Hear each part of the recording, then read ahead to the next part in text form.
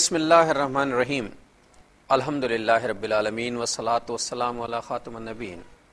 ناظرین محترم السلام علیکم ورحمۃ اللہ وبرکاتہ.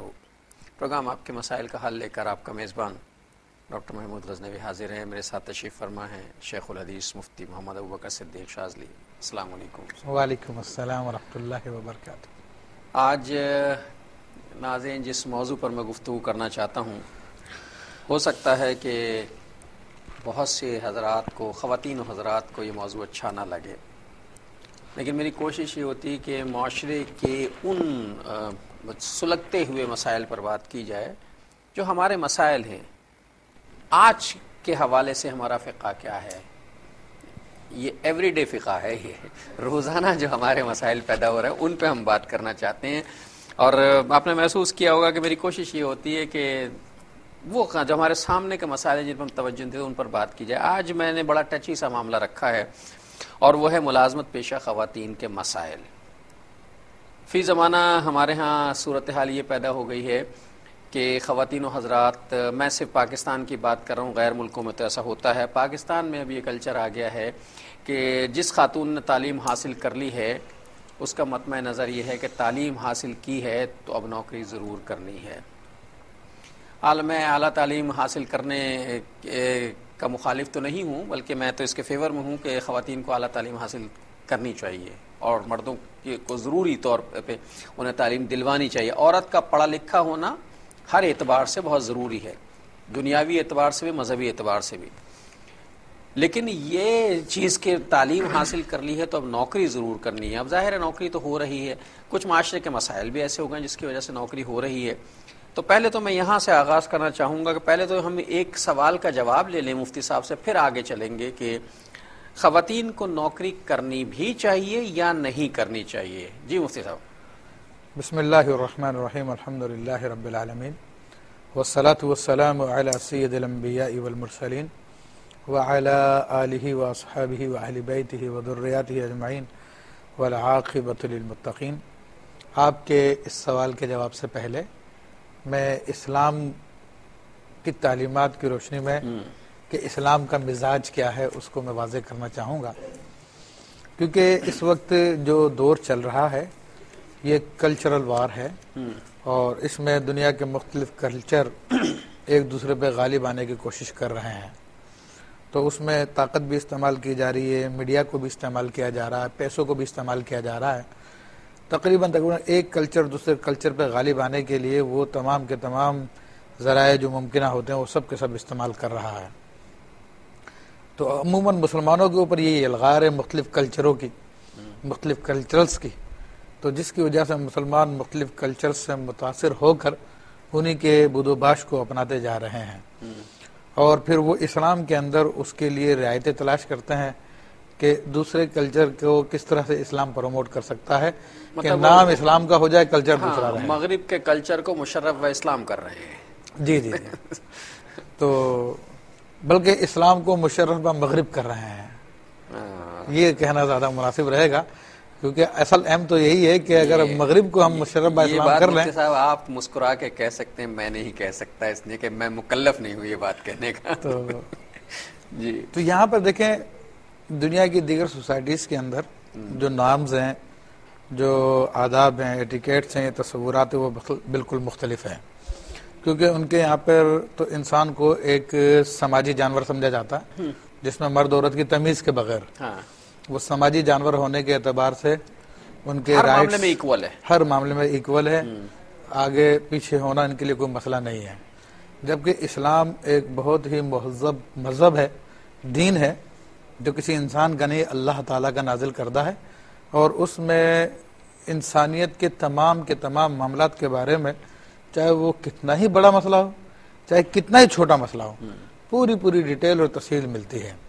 بعد النظر میں اسلام کی مزاج کو ہم دیکھتے ہیں، قرآن کی تعلیمات کو دیکھتے ہیں، رسول اللہ صلی اللہ علیہ وسلم کے احادیث کو دیکھتے ہیں، 1400 سالہ مسلم کلچر کو دیکھتے ہیں، تو باوجود یہ کہ عورتوں مردوں کے حقوق یکساں ہیں، لیکن بعض معاملات میں اسلام نے عورت کی نفسیات کو مد نظر رکھتے ہوئے الگ احکام نافذ فرمائے اور مرد کی نفسیات کو مد نظر رکھتے ہوئے الگ احکام نافذ فطری فرمائے. ضروریات بھی ان کی فطری ضروریات کو مد نظر رکھا, فطری ضروریات پھر معاشرے کو ایز اے ہول دیکھا. تو یہاں پر جب ہم اسلام کی تعلیمات پہ غور کرتے ہیں تو اسلام کی تعلیمات کے مطابق مرد کا رول جو ہے وہ گھر سے باہر کا ہے اور خاتون کا جو رول ہے وہ گھر کے اندر کا ہے. یعنی معاش جو ہے مرد کی ذمہ داری, مرد کی ذمہ داری ہے. اس لیے باقاعدہ قرآن و حدیث کی تعلیمات کے مطابق نان و نفقے کی ذمہ داری مرد کے اوپر آتی ہے. شریعت مطہرہ نے عورت کو اس بات کا مکلف نہیں کیا کہ وہ مرد کو کما کر کھلائے. ہر صورت میں مرد کی ذمہ داری بنتی ہے کہ وہ نہ صرف اپنے اہل کو کما کے کھلائے, ان کو پہنائے, بلکہ اپنے نابالغ بچوں کی ذمہ داری بھی اسی کے کاندھوں پر ہے. تو اس اعتبار سے جب ذمہ داریاں مختلف تقسیم کر دی گئی ہیں, اور ظاہر سی بات ہے کہ ایک گھر کے اندر جو معاملات ہوتے ہیں ان کو ڈیل کرنے والے بھی چاہیے, اور گھر کے معاملات جو باہر معاملات ہوتے ہیں ان کو بھی ڈیل کرنے والا چاہیے. اگر ہم ایک ہی بندے کو یہ ذمہ داری دے دیں کہ تم گھر کے معاملات کو بھی سنبھالو اور باہر کے معاملات کو بھی سنبھالو, تو نہ وہ وہاں پر پوری ذمہ داری ادا کر سکے گا نہ وہ یہاں پہ پوری کر سکے گا. یہ ہو رہا ہے نا ہماری سوسائٹی میں, اور یہ تقریباً دنیا کی سوسائٹیز میں ہو رہا ہے. ہمارے یہاں بھی ہو رہا ہے. حقوق انسانی کے نام پر گفتگو کرنے والے لوگ گفتگو تو کر رہے ہیں, لیکن اس کی وجہ سے عورت کا کس قدر استحصال ہو رہا ہے. عورت بیچاری, اس کا یہ حشر ہو گیا کہ وہ پورے سوسائٹی کے اندر بھی پوری ذمہ داری ادا کر رہی ہے, اور سوسائٹی گھر کے اندر بھی اس کو پوری ذمہ داری ادا کرنی پڑتی ہے. تو جس کی وجہ سے یہ معاملات ہو رہے ہیں. اچھا ناظرین, جیسی کہ ابھی گفتگو مفتی صاحب نے فرمائی, اس پوری گفتگو میں جو چیز اہم ہے وہ یہ کہ یہ بات طے ہوئی کہ بنیادی طور پر معاش کی ذمہ داری جو ہے وہ مرد کی ہے.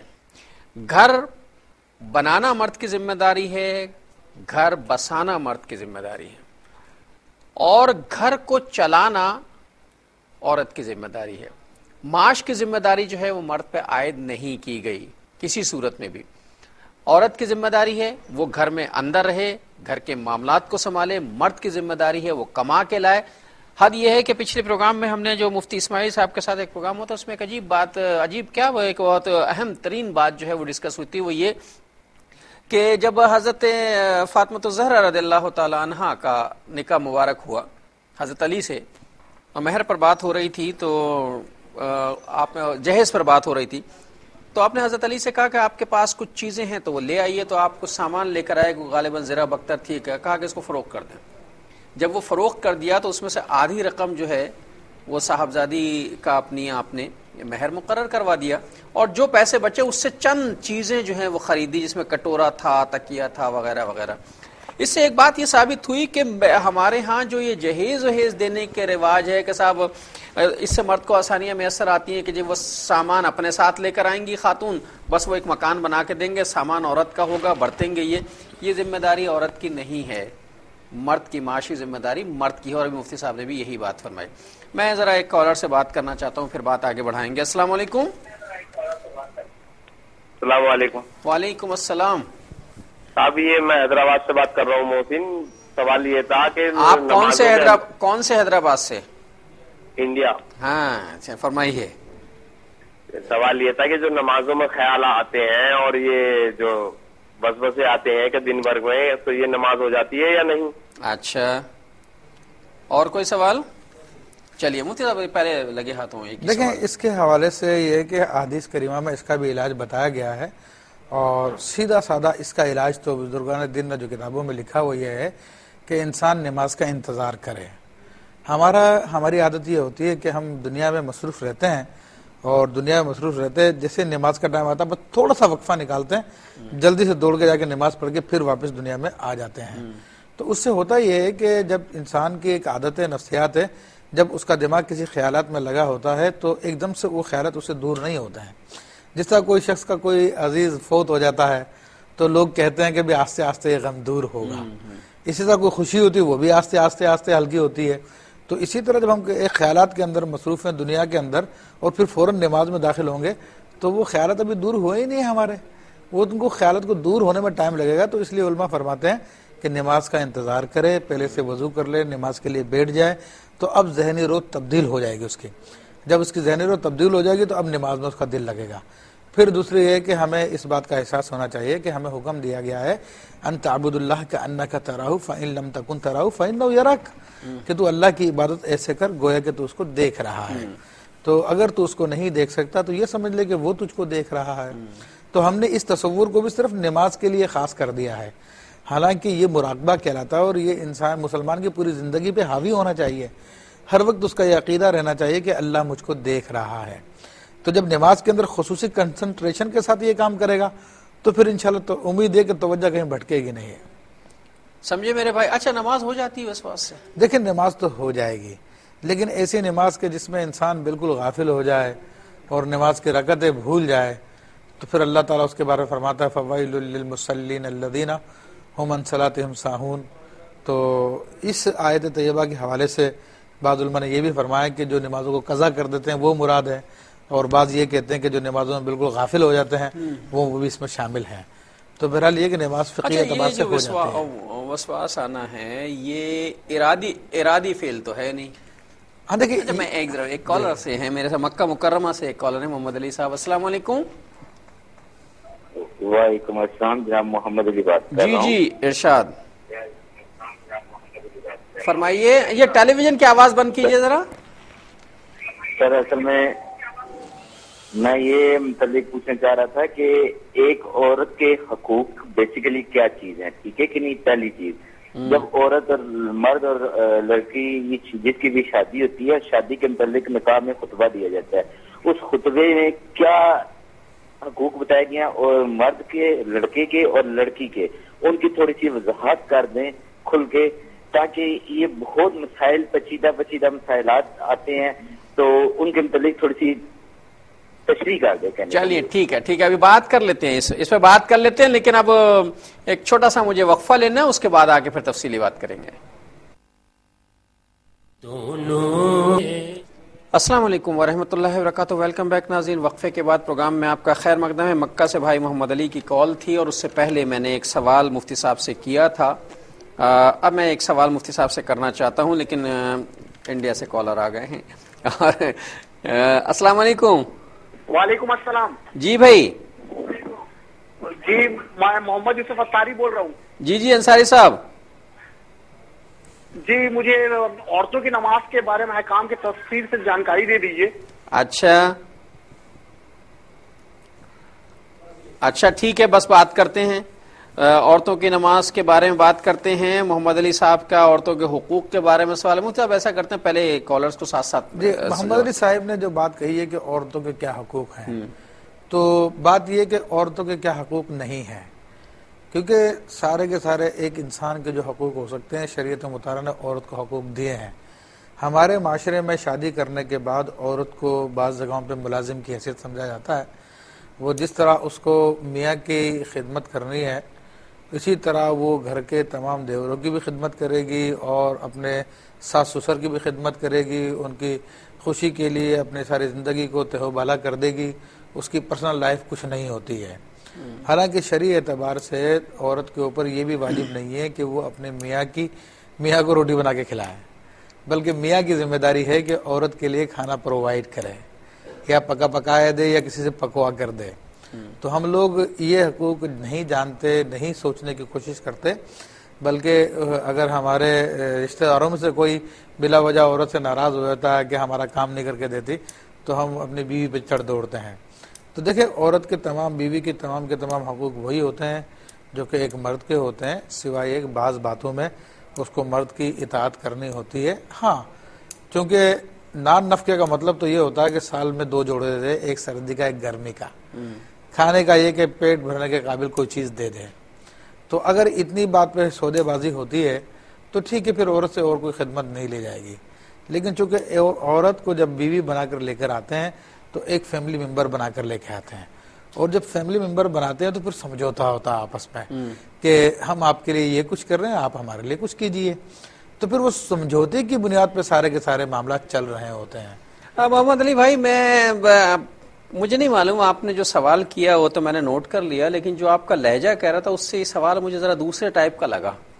مفتی صاحب لبے لہجے سے یہ اندازہ ہو رہا تھا کہ جیسے یہ، میں ویسے مفروضہ قائم کروں، ہو سکتا ہے ایسا نہ ہو، جیسے یہ بیٹے والے ہیں جی جی اور جس لڑکی سے مطلب وہ نکاح ہو رہا ہے اس میں وہ کہتے ہیں جی بڑے مسائل ہو گئے ہیں اور سمجھ میں نہیں آتا خطبہ نکاح میں کیا حقوق بیان کیا، تو عورت کے اصل حقوق ہیں کیا؟ ہاں تو دیکھیں وہ تو اللہ تعالیٰ کا ارشاد ہے، رسول اللہ صلی اللہ علیہ وسلم نے فرمایا کہ اے لوگوں تم عورتوں کے معاملے میں اللہ سے ڈرو کہ تم نے اللہ کے کلمے کے بدلے میں ان کو حلال کیا ہے. تو یہ ساری کی ساری باتیں ڈرنے کی ہے. جس طرح ماں اگر ساس ہے تو اس کو اپنی بہو سے وہی رویہ رکھنا چاہیے جیسے کہ وہ اپنی بیٹی کے حق میں رکھتی ہے. اگر باپ ہے تو اس کو بھی اپنی بیٹی کی طرف سے ڈیل کرنا چاہیے. سارے کے سارے معاملات ہیں. اچھا یہ تو سارے جو ہیں عورت کے حقوق ہو گئے. عورت کے حقوق میں خود بھی یہ بات کہتا ہوں، ظاہر ان حضرات سے بزرگوں سے سنی ہوئی باتیں ہیں اور پڑھی ہوئی باتیں ہیں کہ عورت کے بہت زیادہ حقوق ہیں اور عورت کو اس کے حقوق جو ادا کرنا جو ہے مرد کی ذمہ داری. عورت کے کچھ فرائض بھی ہیں؟ جی ہاں، عورت کے بالکل فرائض ہیں. عورت کے فرائض یہ کہ ہر جائز کام میں اپنے شوہر کی اطاعت کرے اور کبھی اس کے سامنے زبان درازی نہ کرے. حدیث کریمہ میں آتا ہے کہ وہ خاتون کہ جس کا شوہر اس سے ناراض ہو تو اس کی نماز اس کے کانوں سے اوپر نہیں جاتی، یعنی اس کی نمازی بھی قبول نہیں ہوتی ہے اللہ تعالیٰ کی بارگاہ میں. کہ اگر شوہر جو اس سے ناراض ہو یعنی شرعی وجہ سے، ایک تو بلا وجہ شرعی کے بعض لوگوں کو ناراض ہونے کی عادت ہوتی ہے، تو اس کے بارے میں نہیں ہے، یہ جائز وجہ تھی. مثلا اگر ایک عورت جو ہے اپنے شوہر کی نافرمانی کرتی ہے، اس کی بات نہیں مانتی، اس کی پسند و ناپسند کا خیال نہیں رکھتی اور وہ اس کی وجہ سے اس سے ناراض رہتا ہے. دیکھیں اب اس میں بات نہ ماننے کے اندر ہم یہ بات کہیں گے پہلے کہ وہ خلاف شرع بات تو نہیں ہے. اگر خلاف شرع بات ہے تو بالکل نہیں ماننی چاہیے، چاہے وہ 1000 مرتبہ ناراض ہو. مثلا شوہر کہتا ہے پردہ کرو، وہ کہتی میں پردہ نہیں کروں گی، یہ تو زمانہ ہی نہیں ہے پردہ کرنے کا. ہاں یہ تو بہرحال پھر وہ اللہ کی بھی نافرمان ہے، رسول اللہ کی بھی نافرمان ہے، تو اپنے میاں کی بھی نافرمان ہے. شوہر کہتا ہے جی میری مرضی کے بغیر ملازمت نہیں کرو، وہ کہتی میں ملازمت کروں گی. ہاں یہ بھی نافرمانی کی بات ہے. جب شوہر ایک ذمہ داری پورا کر رہا ہے، اس کو کھانے کے لیے دے رہا ہے عزت کے ساتھ، اس کو پہننے کے لیے دے رہا ہے عزت کے ساتھ، اب اپنے داد و دہش کے لیے اپنے اب مسئلہ یہ نا کہ شوہر ابھی آپ نے جو فرمایا کہ جی اسے 2 جوڑے دے دے سال میں، اسے پیٹ بھر کے 3 وقت کا کھانا دے دے، اسے سر چھپانے کے لیے چھت دے دے، جی جی یہ معاملہ ختم ہو گیا سارا. اس پہ اس کا گزارا نہیں ہوتا، وہ گھر کی چپاتی کھانے پہ راضی نہیں ہوتی، اسے باہر کا پیزا چاہیے ہوتا ہے، اسے جو ہے وہ گھر کا ناشتہ اچھا نہیں لگا، باہر کا ڈنر لنچ اور بوفے چاہیے ہوتا ہے، اس کے لیے شوہر افورڈ نہیں کر سکتا تو وہ تانے دیتی ہے. پھر ایک منٹ میں ذرا معاف کیجیے گا، میں دبئی سے خالد صاحب سے بات کروں. السلام علیکم. وعلیکم السلام سر، کیا حال ہے؟ ٹھیک ٹھاک؟ اللہ کا شکر ہے، آپ سنائیے. بس خیریت ہے سر. میرا ایک سوال جو ہے طلاق کے متعلق ہے. جی. اگر شوہر جو ہے اپنی بیوی کو اس بات پہ طلاق دے دیں کہ اگر تم فلان جگہ پہ چلی گئی تو میری طرف سے طلاق ہو، تو اگر شرط عائد کر لے تو اس سے طلاق ہو جاتی یا نہیں؟ اچھا، اور اگر وہ چلی بھی جاتی ہے تو شوہر کا تو پتہ نہیں ہوتا کہ وہ گئی تھی یا نہیں گئی تھی. اچھا ٹھیک ہے بات کرتے ہیں. تو یہ مفتی صاحب یہ صورتحال ہے کہ اس کا گزارا 2 روٹی پہ نہیں ہوتا، وہ 2 روٹی پہ نہیں ہوتا، 2 جوڑے کپڑے پہ نہیں ہوتا، چھوٹی چھت پہ نہیں ہوتا. دیکھیں بات یہ ہے کہ اس قسم کے معاملات کے بارے میں تو خود قرآن مجید فرقان حمید میں آیت طیبہ موجود ہے کہ جب نبی کریم رؤوف الرحیم صلی اللہ تعالیٰ علیہ وسلم اپنی دینی ذمہ داریوں میں مصروف تھے اور آپ نے اپنے گھر میں دنیا کو جمع نہیں کیا، ایک وقت کا کھانا ہوتا تھا دوسرے وقت نہیں ہوتا تھا، بلکہ ایک دن کھاتے تھے دوسرے دن اللہ کا شکر ادا کر صبر کرتے تھے، یہاں تک کے معاملات تھے. تو ازواج مطہرات نے باقاعدہ رسول اللہ صلی اللہ علیہ وسلم سے ڈیمانڈ کی کہ آپ ہمارے لیے کچھ کیجئے. تو اس پر رسول اللہ صلی اللہ علیہ وسلم ناراض ہوئے اور آپ علیہ الصلوۃ والسلام نے ایلا فرمایا اور ایک ماہ تک آپ نے تمام ازواج مطہرہ سے بائیکاٹ فرمایا. اور پھر اللہ تبارک و تعالیٰ نے آیت نازل فرمائی کہ ازواج مطہرات کو تنبیہ فرمائی کہ اگر تم لوگ رسول اللہ صلی اللہ علیہ وسلم کی اس طرح سے اطاعت نہیں کرتی تو اللہ تبارک و تعالیٰ انہیں تم سے بہتر جو ازواج عطا فرما دے گا. تو یہ اللہ تبارک و تعالیٰ ان باتوں کو ناپسند فرماتا ہے، اپنے نبی کے حق میں ناپسند فرماتا ہے اپنے نبی، حالانکہ وہ ازواج مطہرات ہیں کہ جن کو تمام مومنوں کی ماں قرار دیا گیا ہے، جن کو تمام زمانوں کی عورتوں سے افضل قرار دیا گیا ہے، وہ بھی اگر دنیا کی طرف مائل ہوتی ہیں تقاضۂ بشری کے تحت تو اللہ تبارک و تعالیٰ ان کو منع فرما دیتا ہے اور ان کی اس بات کو جو ہے حوصلہ افزائی نہیں فرماتا. تو پھر عام خاتون ہے جس کو عزت کے ساتھ کھانے کو ملتا ہے، پینے کو ملتا ہے، رہنے کو ملتا ہے، تو اب اگر اس قسم کی ڈیمانڈ کرے تو وہ خلاف شرع ڈیمانڈ کہلائے گی، وہ زیادتی کہلائے گی. اور ان باتوں میں شوہر اگر اس کی اطاعت نہیں کرتا تو شوہر پہ کوئی گناہ نہیں ہے۔ اچھا، انڈیا سے انصاری صاحب نے پوچھا کہ عورتوں کی نماز کا طریقہ کیا ہے؟ دیکھیں، عورتوں کی نماز کا طریقہ مردوں کی نماز سے تھوڑا سا مختلف ہے۔ ایک تو سجدے میں خواتین جو ہے اپنے جسم کو بالکل زمین سے چپکا کے رکھیں گی، اور اسی طرح بیٹھنے میں دائیں جانب اپنے پاؤں نکال کے رکھیں گی، اور سجدے میں قیام میں بلکہ تکبیر تحریمہ کہتے ہیں کہ مرد تو کانوں کے لو تک ہاتھ لے کر آتے ہیں، خواتین نیچے ہی رکھیں گی۔ دوسرا یہ کہ ہاتھ جو ہے وہ اپنے سینے پہ باندھے گی۔ رکوع میں جو ہے بالکل مردوں کی طرح کمر سیدھی نہیں کریں گی بلکہ تھوڑا جھکیں گی وہ۔ تو یہ وہ مین فرق ہے مرد عورتوں کے نماز میں، پڑھنے میں کوئی فرق نہیں ہے، کوئی فرق نہیں ہے۔ اچھا، میں ذرا انڈیا سے ہمارے ایک کالر سے بات کروں۔ السلام علیکم۔ السلام علیکم جی میرا سوال یہ ہے کہ ہم لوگ قرضہ لے کے مدینہ شریف کو جا سکتے ہیں؟ یہ سوال ہے پہلا۔ اور دوسرا یہ ہے کہ مدینہ شریف سے احرام باندھ کے عمرہ کر سکتے کیا؟ یہ سوال تھا۔ مدینے سے احرام باندھ کے عمرے کے لیے آئیں گی؟ جی اچھا، ہند سے وہاں جائیں گے، پھر وہاں سے احرام بننا، یا یہاں سے انڈیا سے بننا ہم لوگ؟ صحیح صحیح۔ اچھا یہ پوچھ رہی ہیں آپ، چلے بات کرتے ہیں۔ اچھا مفتی صاحب، ایک تو یہ عورتوں کی نماز ہو گئی۔ دبئی سے خالد صاحب نے پوچھا کہ شوہر نے اپنی بیوی کو کنڈیشنل یہ اسٹیٹمنٹ دیا کہ اگر تم وہاں گئی تو طلاق ہو جائے گی تمہیں، اور شوہر کی غیر موجودگی میں اگر وہ وہاں چلی گئی؟ دیکھیں، اسے کہتے ہیں طلاق معلق، یعنی طلاق کو کسی بات پہ لٹکا دینا، کنڈیشنل کر دینا۔ تو جب تک وہ شرط نہیں پائی جائے گی طلاق واقعی نہیں ہوگی۔ اب اگر خاتون جیسے کہ منع کیا تھا تم فلاں کے گھر پہ نہیں جاؤ گے، اگر جاؤ گے تو تمہیں طلاق، اور خاتون چپکے سے وہاں پہ چلی گئی، تو مرد کو پتہ چلے یا نہ چلے شرعی اعتبار سے اس کو طلاق واقع ہو گئی ہے۔ تو اب اگر وہ اپنی دنیا کی زندگی کو لوگوں کے سامنے اچھا کرنے کے لیے چھپا لیتی ہے تو آخرت میں اس کو دردناک زنا کا عذاب ملے گا اس کو، کہ وہ طلاق ہونے کے بعد بھی اپنے شوہر کے ساتھ رہی۔ ہاں، اس میں یہ ہو سکتا ہے کہ بعض اوقات لوگ اگر مرد عقل مند بھی ہوتے ہیں بعض، تو وہ یہ نہیں کہتے کہ اگر تم وہاں پہ گئی تو تمہیں 3 طلاق، وہ کہتے تم وہاں پہ گئی تو تمہیں 1 طلاق۔ تو 1 طلاق اگر معلق رکھی تھی تو وہ 1 طلاق ہو جائے گی، باقی 2 طلاقوں کا اختیار باقی رہے گا۔ اور شوہر کو کیسے پتا چلے گا؟ وہ تو چھپا گئی جا کر۔ وہ چھپا گئی تو اب اس گناہ کی ذمہ دار بھی وہی ہوں گی۔ لا یکلف اللہ نفسا الا وسعها، اللہ کسی جان کو اس کی طاقت سے بڑھ کے تکلیف نہیں دیتا، اور ہمیں یہ طاقت نہیں ہے کہ غیب کی باتیں ہم معلوم کر لیں، تو اس کا گناہ اسی پہ رہے گا، اسی پہ وبال رہے گا۔ کچھ میرا لہجہ اچھا نہیں ہو رہا ہے، آج اچھا نہیں محسوس ہو رہا، خود مجھے بھی نہیں لگ رہا تھا۔ خواتین یہ سمجھ رہے ہوں کہ آج پتہ نہیں کس موڈ میں بیٹھے ہیں، انہوں نے طے کر لیا خواتین کے خلاف۔ ایسا نہیں ہے، اصل میں صرف میں شرعی مسائل پر بات کرنا چاہتا ہوں۔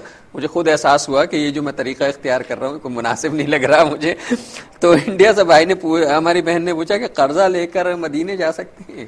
دیکھیں، جا تو سکتے ہیں، لیکن ایک بات ہوتی ہے پسندیدگی اور ناپسندیدگی کی۔ تو قرضہ لینا رسول اللہ صلی اللہ علیہ وسلم کو پسند نہیں تھا، سوائے یہ کہ کوئی بہت ضروری معاملہ ہو گیا، اب اس کے بغیر چارہ کار نہیں ہے، تو اس کے لیے آپ علیہ الصلوۃ والسلام نے قرضہ لیا، ورنہ حضور علیہ الصلوۃ والسلام کی عمومی دعا تھی، اللہم انی اعوذ بک من الجبن والبخل اعوذ بک من غلبۃ الدین وقہر الرجال، قرض کے غلبے سے تیری پناہ مانگتا ہوں میں۔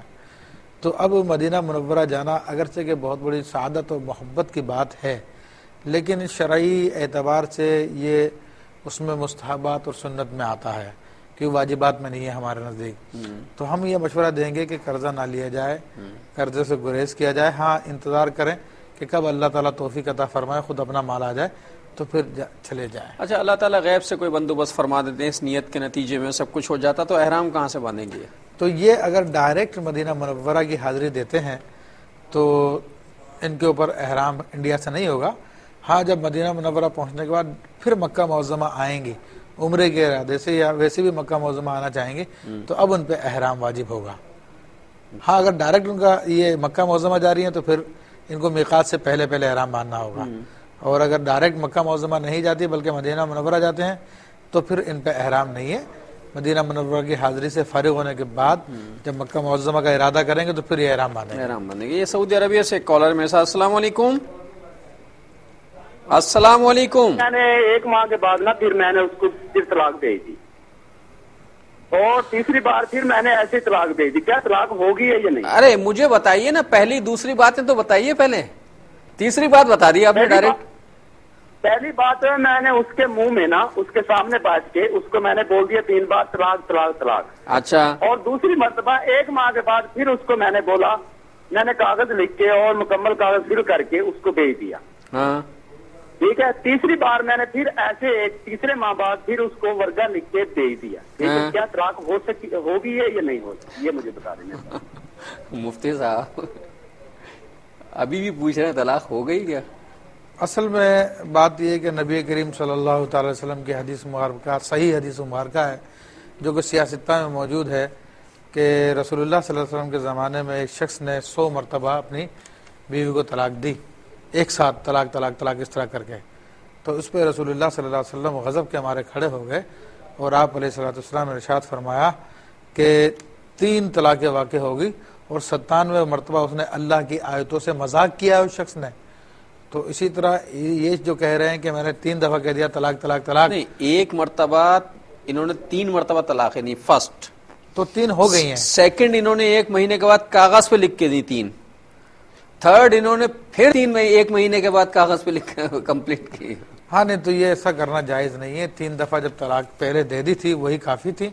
ہاں البتہ انہوں نے اگر تحریری طور پہ مانگی ہو یا نوٹس مانگا تو اسی کی نیت سے وہ 3 دفعہ لکھ کے دے دیں. اور بہرحال یہ 3 دفعہ طلاق دینا بدعت ہے اور ناپسندیدہ ہے, لیکن طلاق ہو جاتی ہے. جب بھی طلاق دیں تو 1 دیں, 3 کی حاجت نہیں. چلیے بھائی, اب یہ تو معاملہ آپ نے خود ہی خراب کر لیا ہے, اب کیا کر سکتے ہیں. آپ کے سوال کا تسلی بخش جواب تو مل گیا ہے, تو اب مجھے بریک پہ جانے دیجیے تھوڑی دیر کے لیے. دونوں جہاں میں میرا حضور ہے. السلام علیکم ورحمۃ اللہ وبرکاتہ. ویلکم بیک ناظرین. وقفے کے بعد پروگرام میں آپ کا خیر مقدم ہے. بات طلاق کے حوالے سے ہو رہی تھی اور بہت ہی نازک سا معاملہ ہوتا ہے, اور جس طرح سے میرے بھائی نے سعودی عرب والے جو ہے تذکرہ کیا وہ آپ نے سن لیا.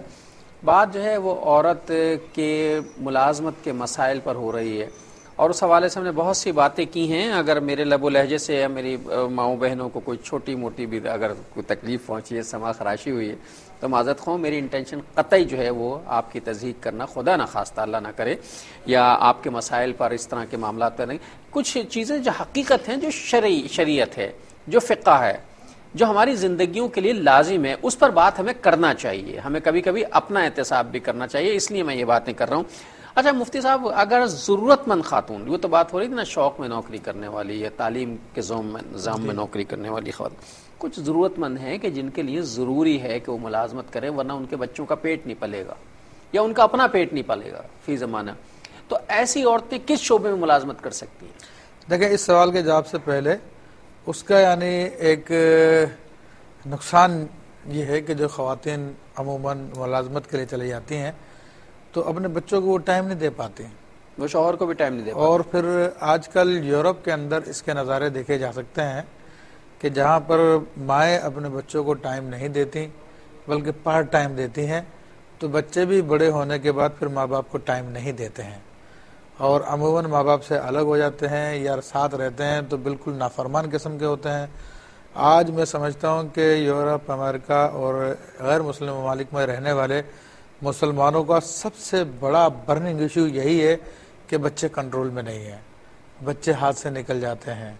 تو اس کی وجہ یہی ہے کہ ماں کی تربیت نہیں ہوئی, تربیت نگرانی نہیں ملی تھی, جو ان کو ٹائم دے سکتی تھی وہ ٹائم اس کو نہیں دے پائی, جس کی وجہ سے وہ ایک مشینی اسٹائل کے, مشینی انداز کے بچے بنے. اور پھر وہ چونکہ فریڈم کی وہاں پہ بات ہوتی ہے اور فریڈم آف اسپیچ, بلکہ ہر قسم کی فریڈم ہوتی ہے, تو وہ شروع سے ان کو تعلیم ہوتی ہے. ایون یہ تک تعلیم دی جاتی ہے کہ اگر تمہارے ماں باپ تم سے ناراض ہو, گرمی دکھائیں, تو تم کال کر کے پولیس کو بلا سکتے ہو. تو پھر بچوں کی تربیت ایسی ہوگی, پھر ایسا معاملہ ہوگا. اچھا, ہمارے ہاں یہ, ہمارے پاکستان میں بھی یہ کلچر ہے. ہمارے یہاں یہ ہو گیا ہے کہ ہمارے ہاں مرد بھی جو ہے وہ کمانے میں لگ جاتا ہے, عورت بھی کمانے میں لگ جاتی ہے. مرد ملک سے باہر چلا جاتا ہے, عورت رات دن کما رہی ہوتی ہے, اور وہی سمجھتا, اور جواب یہ کہہ دیتے ہیں ہم اپنے آپ کی اپنی سیٹسفیکشن کے لیے کاؤنٹر یہ کرتے ہیں کہ ہم بچوں کی بہتری کے لیے کر رہے ہیں. اس میں ہوتا جی ہم نے دیکھے بچوں کو سہولتیں دی, ہم چاہتے ہیں ایش سے رہیں, آرام سے رہیں, انہیں VCR دیا, انہیں AC دیا, انہیں کارپیٹ دیا, انہیں دنیا بھر کی سہولتیں, انہیں گاڑی دی ہے, انہیں فون دیا ہے, کہتے ہیں ہم بچوں کے لیے کر رہے ہیں. جو کچھ نہیں دیا وہ محبت تھی جو نہیں دیا, وہ شفقت تھی جو نہیں ملی, وہ گود کی گرمی تھی جو نہیں ملی, وہ ماں کا دودھ تھا جو نہیں ملا, فیڈر کا دودھ ملا. تو اب جب یہ بنیادی چیزیں نہیں ملی تو پھر بچے اپنی تربیت خود کیسے کریں گے؟ جی جی جی وہ بات وہی آ جاتی ہے، مشینی انداز کے بچے ہوتے ہیں. تو بہرحال اللہ تعالیٰ رحم فرمائے، ہمیں اس بات کو سمجھنے کی توفیق عطا فرمائے. ہمارے لیے جو دنیا کی سب سے افضل ترین خاتون ہے حضرت فاطمۃ الزہرا رضی اللہ تعالیٰ عنہا ہے، ان کا کردار ہماری ماؤں کے لیے نمونہ ہونا چاہیے کہ انہوں نے جنتی نوجوانوں کی کیسی پرورش کی ہے، انہوں نے کس طرح اپنے گود میں ان بچوں کو پالا. کیا وہ جاب کرنے کے لیے گئی تھی، کیا وہ کوئی نوکری کرتی تھی کہیں پہ، وہ اپنے بچوں کو اپنے گود میں رکھتی تھی، ان کو اپنا دودھ پلاتی تھی، اور پھر وہ نوجوان کیسے تیار ہوئے ہیں، دنیا قیامت تک ان کا نام لیتے رہے گی اور جنت میں بھی ان کا ذکر ہوگا. کالر سے بات کرتے ہیں. السلام علیکم. جی بھائی. جی ہم یہ بات کرنا چاہتے تھے، جو آدمی ایک ماں باپ کو چھوڑ کر بیوی کو پیسے میں سے دیتا ہے، سب کچھ دیتا ہے، وہ اتنا پیار بھی کرتا ہے، تو بھائی ذرا سا بہتر طریقے سے ذرا کھل کے بولیے. جو آدمی اپنے ماں باپ کو چھوڑ کر بیوی کو پیسے دیتا ہے، وہ ایسے ڈرے ایسا لگ رہا تھا قرب و جوار میں کہیں بھابھی سن رہی تھی. کھل کے بات کریں، جو بات کرنی ہے. میں بھی تو کر رہا ہوں نا، آخر کیا مجھے گھر نہیں جانا ہے؟ مفتی صاحب کو گھر نہیں جانا ہے؟ سب کو جانا ہے گھر نہیں. ایسا نہیں، اصل میں جو مسائل ہے ان پر بات کریں اور اس کھل کر بات کرنی چاہیے. ہاں تو مفتی صاحب یہ طے ہو رہا تھا کہ اگر خواتین کو بحالت مجبوری جاب کرنی ہے بچوں کی کفالت کے لیے، یا شوہر کو اس حالات میں سپورٹ کرنے کے لیے کہ اب شوہر کمانے کے لائق خدا نخواستہ نہیں رہا ہے، تو کن شعبوں میں وہ ملازمت کریں گے؟ یا دیکھیں کمانے کے لائق نہ رہا، یا ایسی آمدنی نہیں ہے جس سے گزارا ہو سکے، ہاں فاقوں تک نوبت آ گئی. تو دیکھیں اس کے لیے پھر ایسا شعبہ اختیار کیا جائے کہ جس میں مردوں سے کم اختلاط ہو، مردوں سے کم سے کم ملنا جلنا ہو. سوسائٹی تو ہے ہی مردوں کی. دیکھیں سوسائٹی مردوں کی تو ہے، لیکن بعض شعبے ایسے ہوتے ہیں جن میں خاص خواتین ہوتی ہیں. مثلا آپ گرلز اسکول لے لیجئے، گرلز کالج لے لیجئے، یا آپ چائلڈ کیئر کا شعبہ لے لیجئے، آپ اس نرسنگ کو لے لیجئے، اور اس قسم کے جو معاملات ہوتے ہیں، انڈسٹریل ہوم ٹائپ کی چیزیں، یا کمپیوٹر کی لیب ہوتی ہیں، یا لیبارٹریز ہوتی ہیں، اس قسم کے خاص ایسے شعبے جہاں پہ مل سکتے ہیں. یا انڈسٹریل جو آپ بتا رہے ہیں کہ ہم تلاش کریں تو بہرحال مل سکتے ہیں ایسے معاملات، تو ان میں جائے اور اس میں بھی نوکری کرتے وقت اپنی ظاہری اور اندرونی، یعنی اندرونی اور بیرونی دونوں قسم کی شرم و حیا کو بالکل محفوظ رکھے. پھر نماز وغیرہ وغیرہ سے اگر بالکل نہ چھوڑے، اپنے حجاب کو بالکل نہ چھوڑے، اور شریعت کی خلاف ورزی کا کوئی کام نہ کرے. یہ مسقط سے ہماری بہن ہیں خالدہ، یہ کچھ پوچھنا چاہیں. جی خالدہ السلام علیکم. السلام علیکم بھائی جان، کیسے ہیں آپ؟ الحمدللہ، آپ ٹھیک ہیں؟ جی شکر الحمدللہ. بتائیے. اور آپ سنائیں کیسے ہیں؟ الحمدللہ. مولانا صاحب کو میرا بہت بہت سلام. وعلیکم السلام. فرمائیے سوال. جی مجھے یہ کہنا تھا کہ میرے گھر کی پرابلمز بہت ساری ہیں، جو کہ میرے ابو جو ہیں وہ کافی ایجڈ ہیں، اور میرا بھائی بھی کوئی نہیں ہے، پاکستان میں ہے وہ سب. تو میرے ہسبینڈ کے ساتھ یہاں پر میرا ڈیورس ہو گیا ہے، وہ مجھے ڈیورس نہیں دے رہے ہیں، بٹ ہمارا کیس چل رہا ہے. تو اس طریقے سے وہ مجھے 2 سال ہو گئے میں اپنے ماں باپ کے گھر میں ہوں، نہ وہ مجھے نسخہ دیتے ہیں، نہ وہ مجھے کچھ اخراجات میرے پورے کرتے ہیں. اور کیا اس بنا پر آ کر میں بچوں کی ضرورتیں، بچے تو بچے ہیں نا، انہیں تو نہیں پتا کہ ماں باپ کے پاس ہے یا نہیں ہے، یا مامی دیں گی یا نہیں دیں گی، بابا نے انہیں دیا یا نہیں دیا، انہیں ان کی ہر چیز چاہیے. تو کیا میں اس طرح سے میں جاب کر سکتی ہوں؟ اور اگر کروں بھی تو کس طرح کی کروں؟ میں بیوٹی پارلر کا کام جانتی ہوں، یا میں ڈرائیو بھی جانتی ہوں، یا میں یہ سلائی کا کام بھی جانتی ہوں. کہ میں کیا کر سکتی ہوں؟ اچھا ٹھیک ہے جی مفتی صاحب، پہلے یہیں سے بات کرتے ہیں. دیکھیں واقعی یہ بچے تو مرد کی ذمہ داری ہوتے ہیں، اور جب تک وہ کمسن ہوتے ہیں تو ماں ان کی پرورش کرتی ہے، لیکن خرچہ سارا کا سارا باپ کی ذمہ داری ہے. یہ ہمارے معاشرے کے اندر بڑی زیادتی کی بات ہے کہ خواتین کو طلاق دے کے الگ کر دیتے ہیں. خاتون بہرحال ماں سے محبت کرتی ہے، بچوں سے محبت کرتی ہے، وہ ساتھ لے جاتی ہے بچوں کو، لیکن بہرحال باپ کی ذمہ داری ان کو خرچہ دینا. کس عمر تک؟ ہاں جب تک کہ وہ ماں کے پاس ہیں، بالغ نہ ہو جائیں تب تک ان کا خرچہ باپ کی اگر ذمہ داری بالغ ہو کے بھی وہ ماں کے پاس ہی رہیں تو پھر باپ کی ذمہ داری نہیں ہے. بالغ ہونے کے بعد وہ خود اپنے نفس کے ذمہ دار ہیں، تو وہ خود اپنا معاملہ کریں گے. البتہ لڑکی ہے، اس کی ذمہ داری بہرحال باپ پر ہوگی. تو جہاں تک بہن نے کہا ہے بچوں کی پرورش کے لیے ان کو ضرورت ہے، تو بلا شبہ حقیقت ہے بچوں تو خیر بچے ہوتے ہیں انہیں نہیں معلوم، تو ماں ان کی ضرورتوں کو پورا کرنے کے لیے ملازمت کر سکتی ہے، مگر ملازمت میں انہوں نے جو 3 شعبے بتائے ہیں ان میں سب سے بہترین مجھے جو سمجھ میں آتا ہے وہ سلائی کڑھائی کا ہے۔ وہ سلائی والا مسئلہ ایسا ہوتا ہے کہ اس میں خواتین ہی کے کپڑے سینے کے معاملہ ہوتے ہیں اور آسانی کے ساتھ ایک خاتون اپنے گھر پہ بیٹھ کر کہیں بھی کر سکتی ہے۔ چلیے آج ہمارے ساتھ ایک نئے کالر آئے ہیں، یہ اسپین سے، جسے ہم ہسپانیہ کہتے ہیں اردو میں۔ السلام علیکم۔ وعلیکم السلام جی کیسی ہیں آپ؟ ٹھیک ٹھاک۔ یہ آپ اتنی دور سے اسپین سے بات کر رہی ہیں؟ جی تو ہمارا ٹی وی وہاں دیکھا جاتا ہے کیوں ٹی وی؟ جی ماشاءاللہ سب لوگ دیکھتے ہیں، بہت شوق سے ہم دیکھتے ہیں۔ اچھا ماشاءاللہ، جی فرمائیے۔ میں نے فش کے بارے میں پوچھنا تھا، اب مجھے اس کا ویسے تو نام نہیں آتا، بلائٹ کلر کی ہوتی ہے، سیٹیا کہتے ہیں اسے، کیا اس میں چیز؟ کانٹا وغیرہ نہیں ہوتا۔ کیا چیز؟ اچھا فش کے بارے میں اچھا مچھلی کے بارے میں پوچھ رہے ہیں؟ ہاں جی کیا پوچھنا چاہتی ہیں مچھلی کے بارے میں؟ وہ سفید کلر کی ہوتی ہے اچھا تو اس میں کانٹا وغیرہ نہیں ہوتا، تو کچھ لوگ کہتے ہیں وہ نہیں کھانی چاہیے، وہ مکروہ ہوتی ہے۔ اچھا اچھا ٹھیک ہے۔ ہاں یہ کوئی خاص قسم ہے مچھلی کی، وائٹ کلر کی ہوتی ہے، اس میں کانٹے نہیں ہوتے، کیا یہ کھانی چاہیے؟ دیکھیں ہمارے یہاں پہ تو مثلا مشہور مگرا مچھلی کہلاتی ہے، لیکن اگر جو بھی مچھلی کی تعریف میں داخل ہے، اور مچھلی کی تعریف ہمارے فقہ بتاتے ہیں کہ وہ مخلوق پانی کی جو پانی کے بغیر زندہ نہ رہ سکے وہ مچھلی ہے، تو وہ چاہے وہ سفید رنگ کی ہو یا کالی رنگ کی ہو، حتیٰ کہ بام مچھلی ہوتی ہے جو شکل اس کی سانپ جیسی ہوتی ہے لیکن وہ مچھلی ہوتی ہے، تو اس کا بھی کھانا جائز ہے۔ اور بہت ساری ایسی مچھلیاں ہوتی ہیں جن میں کانٹے نہیں ہوتے، یعنی نہ ہونے سے مراد یہ ہوتی ہے کہ ان کی ایک ریڑھ کی ہڈی ہی ہوتی ہے، ایک اس میں کنگائی ہوتا ہے، باقی دوسرے کانٹے نہیں پائے جاتے، اس میں کھانے میں حرج نہیں ہے، کھایا جا سکتا ہے۔ اچھا ان بہن کو ہم نے بتایا مفتی صاحب نے کہ جو بھی ایک بہت ہی ضرورت مند خاتون تھیں کہ یہ کام کر سکتی ہیں، سلائی کڑھائی بھی کر سکتی ہیں مطلب غیر مسلم معاشرے میں جو خواتین ملازمت، وہاں تو کلچر ہے ملازمت کرنے کا، وہاں ضرورت مند ہونا نہ ہونا ضروری نہیں ہے، اسے ملازمت کرنا ضروری ہے جی چونکہ وہاں مسئلہ اس نوعیت کا ہے۔